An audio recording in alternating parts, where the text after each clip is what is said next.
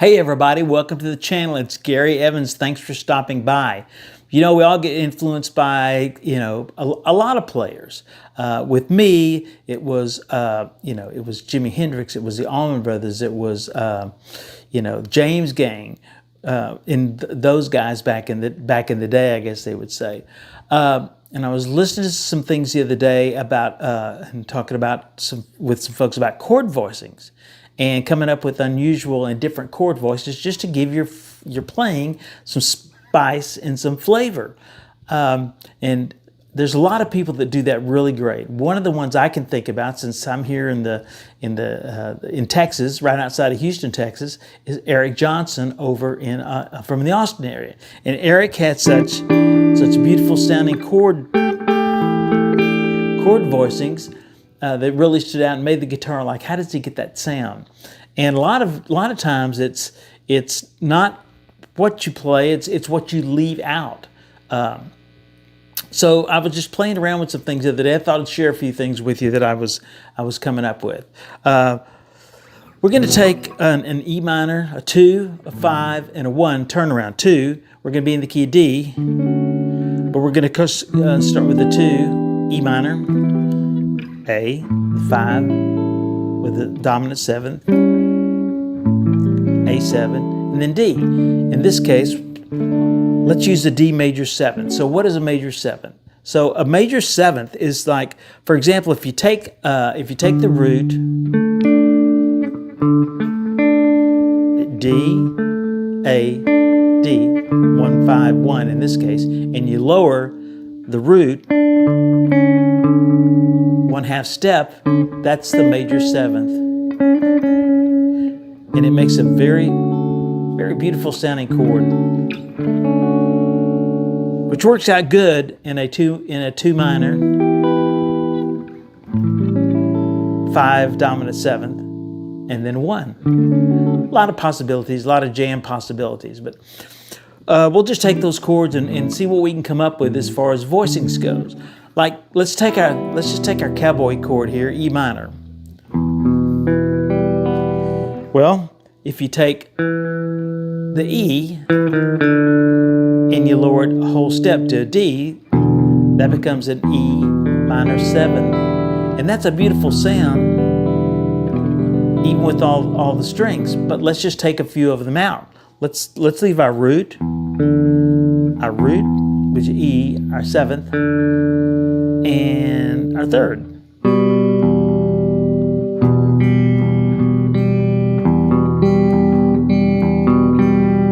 That's a really cool sound. And you can just experiment around, try some other notes. Leave instead of the add in the B string.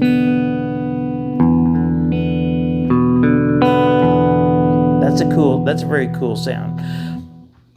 I used to just play everything with the flat picking, but years ago on the bandstand, that we were playing something, and the drummer looked at me and said, "Hey, play with all your fingers." And he kind of scared me a little bit, but I thought, well, yeah, let's start doing that. So so I've learned to use these 2 fingers to be able to pick out different strings and isolate the strings. So if you're not playing like that, you might give it a try. I'm not trying to tell you how to play, but it opens up a lot of possibilities just with some simple picking. So you can isolate strings. So there's your E minor 7th, really dark sounding there. What else can you do with this? Well, you can take this E, drone the bottom E, take this E, slide it up to the 9th. That's cool. That's a nice sound, right? It's got some open strings.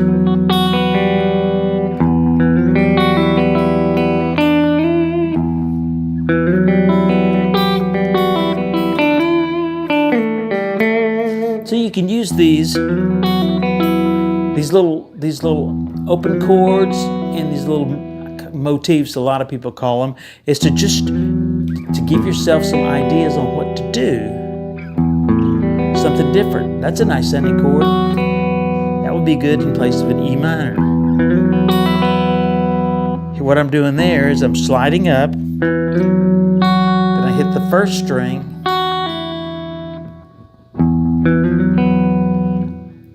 slide up, hit the B string, E string, and doing that.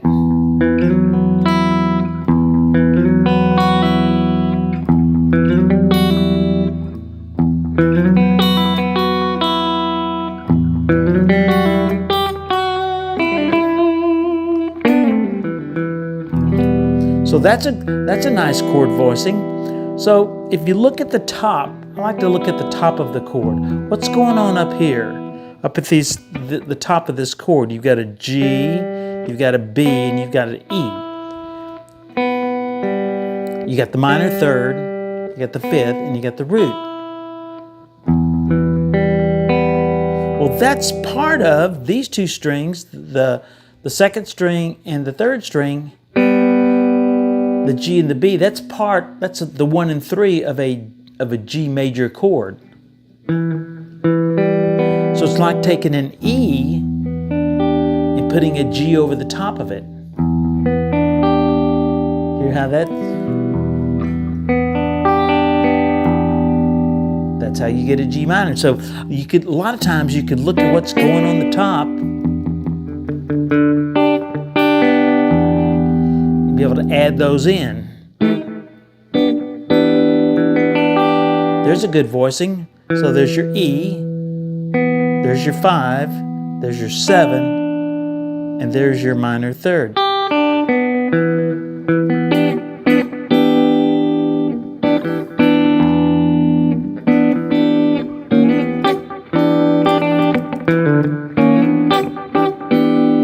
Make a little riff out of it to give it. Make a little riff out of it. It'll help you kind of ingrain it in your mind. And it makes it more musical than just play and miss, which sounds beautiful. But if you put some rhythm to it, starts bringing in other ideas. That's not the best use of it.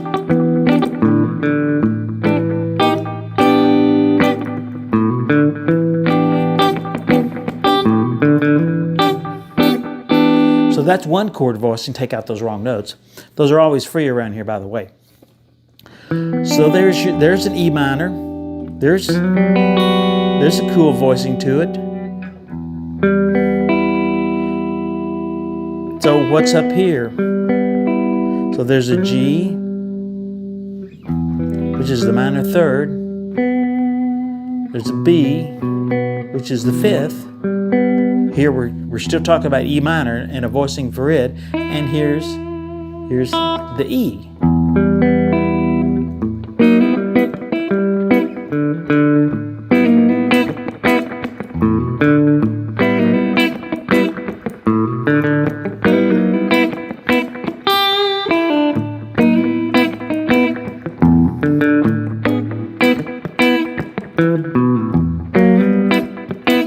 That's a pretty cool voicing right there. 3 strings. Isn't that neat? All right here in this little space right here. Isn't that great? So there's an E minor. What about up here? So everybody kind of knows this E minor. 1, 5, 1, 5, 1, G minor third, B5. What if we just take and we play the root, the minor seventh, and the minor third? I'm sorry, not minor seventh, the major seventh. With just this voicing, 1, 7, 3.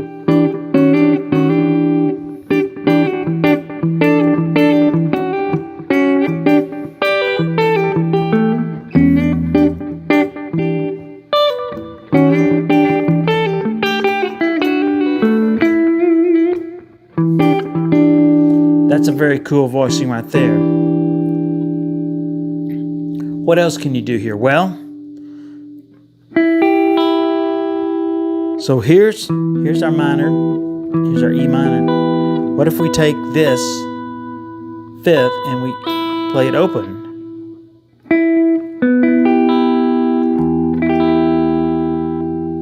What if we take this string, the second string, and play that open?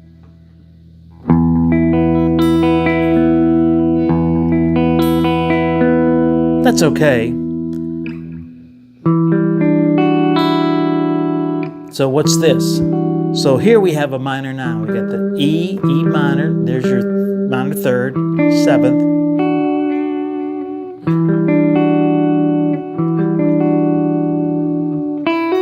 There's your 9th right there.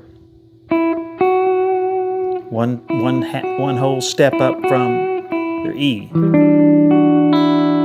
That's a nice sound.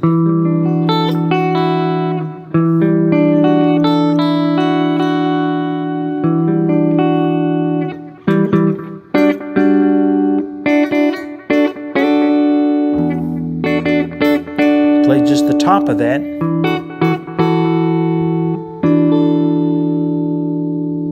That's a good sound. So we've got this, you've got that one, you can do that one. You could just do the root, the 5th, and the 9th. I'm sorry, the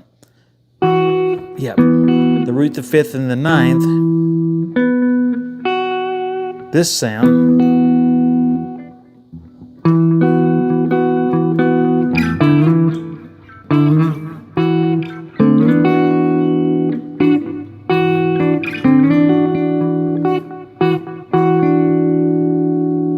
So that's a really good sound too. And that's a different kind of a chord voicing. What else could you do with this? You could let the B ring.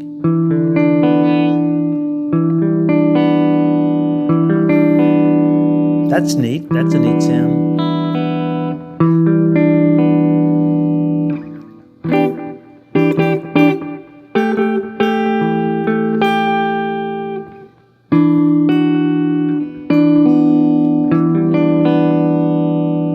Okay, let's go. What can we do with this A?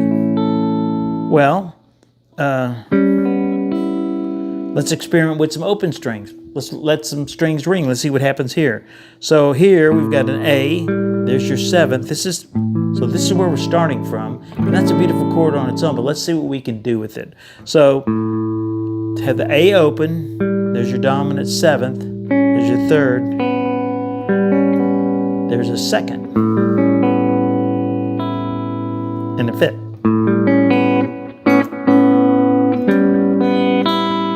That's a nice open sounding chord.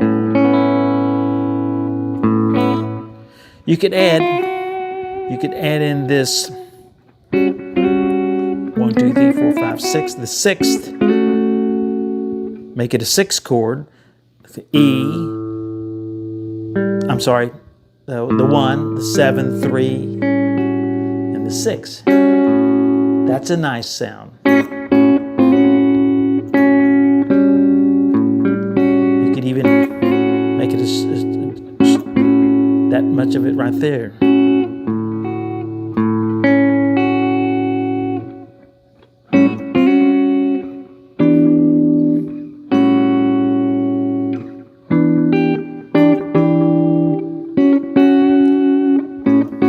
Just those 3 notes.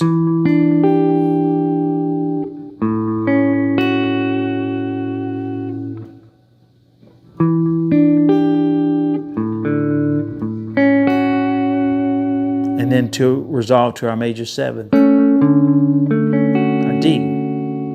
So that could be, sorry.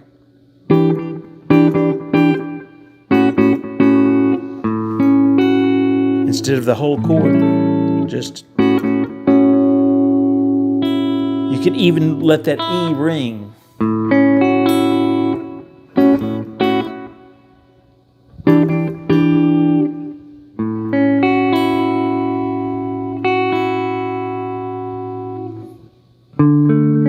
This major 7th shape there.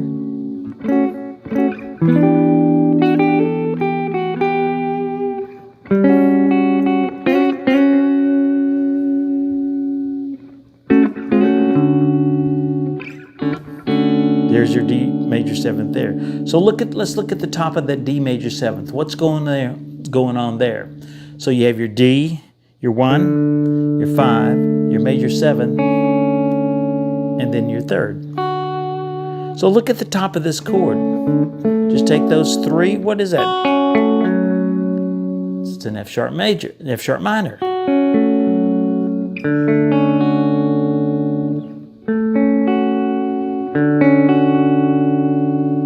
There's your D, there's your 1, there's your major 7th, and there's your major 3rd. So going back to our 2, 5 with these just 3-note chords.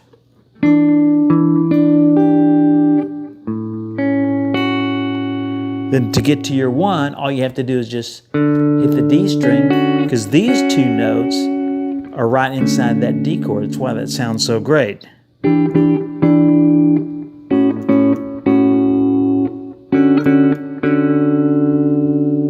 And that A6th is really very close to this F sharp minor. That's a good substitution.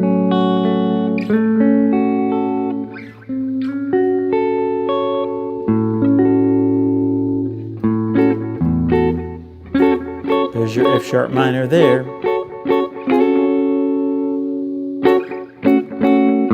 All those go to make up that major 7.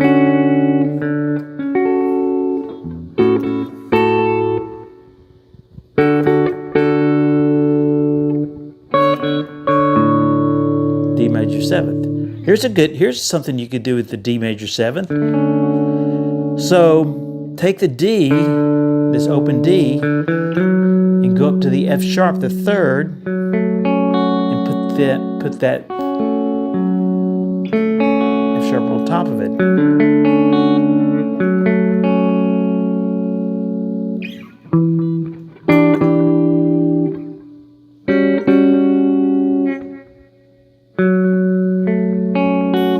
But watch this. Let's put some open strings in just to make it interesting. So now what have we done? So we've got there's your 3rd, there's your 5th, there's a B. So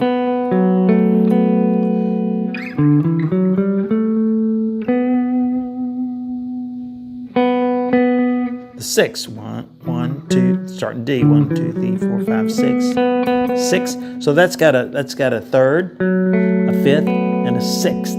And then a 2nd. Isn't that an awesome sounding chord? And you can do this just by playing around to see what sounds good without having to know a lot of theory, really. Just experiment with it. So this would be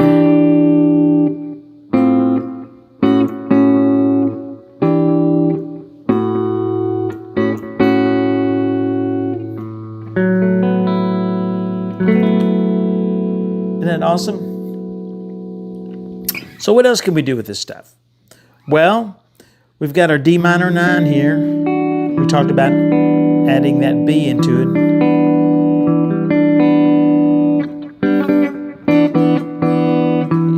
The 1st, the E, the 7th, and then that B.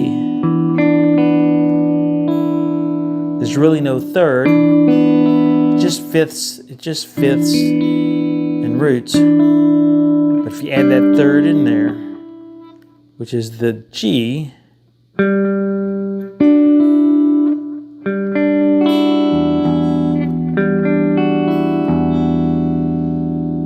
so there's some open string possibilities for you, some things that really sound neat. Here's another good one. You take a C and you slide it up. Don't change your fingering, just slide it up.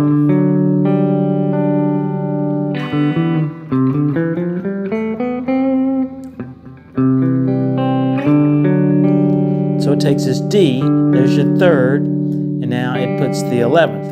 1, 2, 3, 4. It has a 4th. 4th is really an 11th. So that, and this would be a D11. Isn't that great?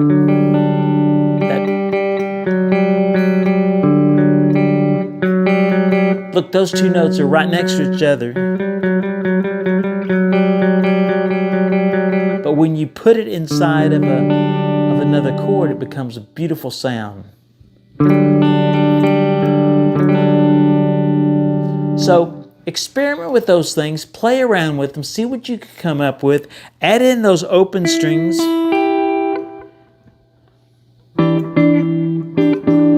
Add in those open strings to see what kind of combinations you come up with. You don't really have to know a lot of theory, you just need to know some basic chord tones and what's the root, third, fifth. You know, it's like 1, 2, 3, 4, 5, 6, 7. There's only 7 notes, and then it repeats 1, 2, 3, 4, 5, 6, 7, 8. So you just have to know some basic chord tones to add in. Know where your thirds are, know where your ninths are.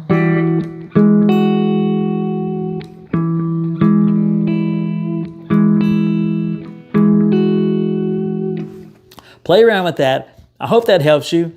If you like the channel, you like what we're doing here, give us a like, give us a thumbs up. Let us know that you stopped by. We'd love to hear from you. And we'll be talking to everybody real soon. Okay? Thanks.